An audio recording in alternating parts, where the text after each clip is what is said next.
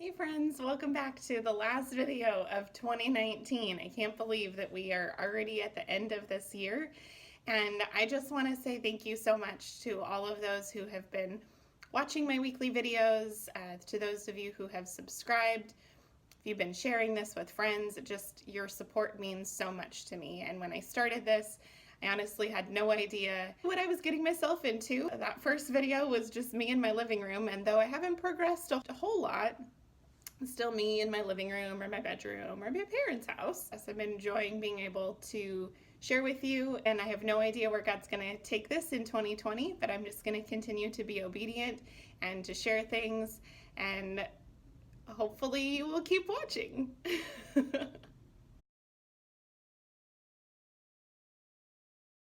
I always enjoy when it comes time for New Year's. I think there's just something really, I don't know, like fresh about starting over. I'm definitely one of those people who will probably be writing 2019 on the top of my therapy notes for, I don't know, the next 3 months, especially because it's going to be real hard to turn a 19 into a 20. It's not just like changing the one number. Well, oh well. But I don't know, there's just, even though maybe not a whole lot is actually changing, and if you're somebody who's in school or like me works at a school, calendar year switching over doesn't necessarily correlate to anything new actually happening. There's just something really refreshing for me about the coming of a new year. It signifies new beginnings. Winter is halfway over, kind of. Although around here, I feel like winter lasts until, who knows, March or April. I will say that I am very much praying that we do not have another snowpocalypse this year. Not sure where you're watching from, but here in the Pacific Northwest last February, we had a crazy snowstorm that normally I would love. Having days off of work, like being stuck at home. My sister and brother-in-law loved it because they were so productive and just enjoyed the winter wonderland. Let me tell you though, when you work in a boarding school, it's a very different experience. Being stuck in one building with 60 teenagers who all really, for day one, are really excited because we're getting out of school, until you realize, yes, you may be out of classes, but you're still stuck here with us, adults, all day long. It was a bonding experience, let me tell you that. Especially when, I think it was day 2 or 3, our entire kitchen staff called out. Here we are, dorm parents, trying to figure out how to work in this massive industrial school kitchen and feed these children. Hilarious. Ridiculous and hilarious.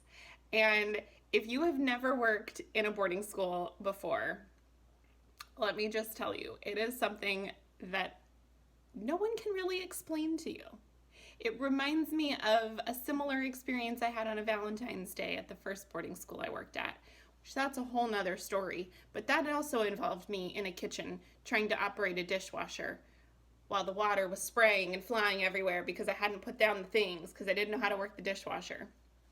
Anyway, that's not the point of this video. What is the point of this video is the idea of New Year and new beginnings, and though if you're somebody who likes to make resolutions or goals, or some people call them intentions for the new year, visiting a friend in Oregon around this time, and we had gone to her church, and the question that her pastor posed is, can I say now that I am closer to God than I was 365 days ago?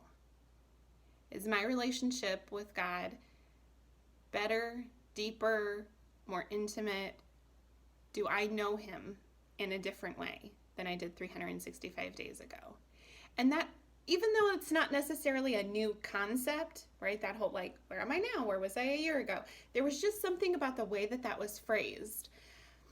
And then being able to do kind of the inverse of that and looking forward. And so as I go into 2020, I think about, what do I want my relationship with God to look like in 365 days? And What do I need to do and who do I need to be in order to allow that relationship to develop?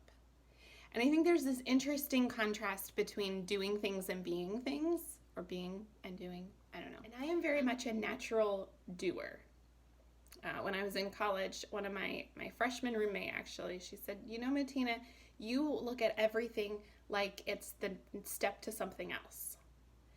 And that just, it sunk in this way of like, well, of course. Like I'm always just moving and churning and seeing what's ahead. And for a lot of my life, for a lot of the things that I do, that is an okay way to approach things. But I'm not satisfied, like I'm discontent. I just always want to see how things could be better. It serves me really well in work because I'm somebody who is always wanting to try new processes and tweak things and like, this is great, but let's be better. But it also makes it really hard for me to just be. While I'm not discontent in the being, I can get very restless in the being. I call it my gypsy feet because I literally, as an adult, gypsied all over the country, working in different jobs. And again, that was fun. And I felt very much that it was what God called me to do in each of those moves.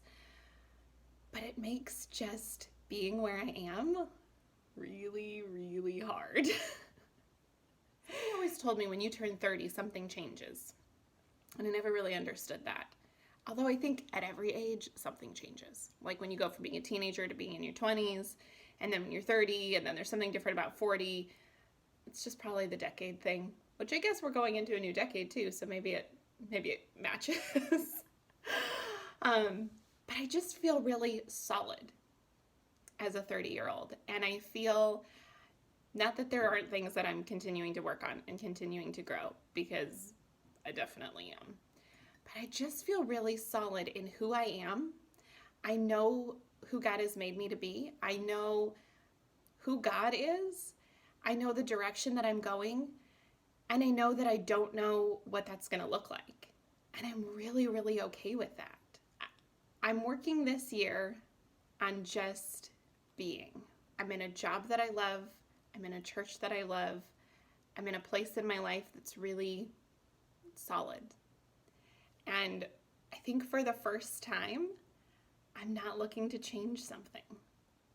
Now, there are some new habits that I want to put in place, or habits that I've been wanting to put in place for a really long time that I just have struggled with.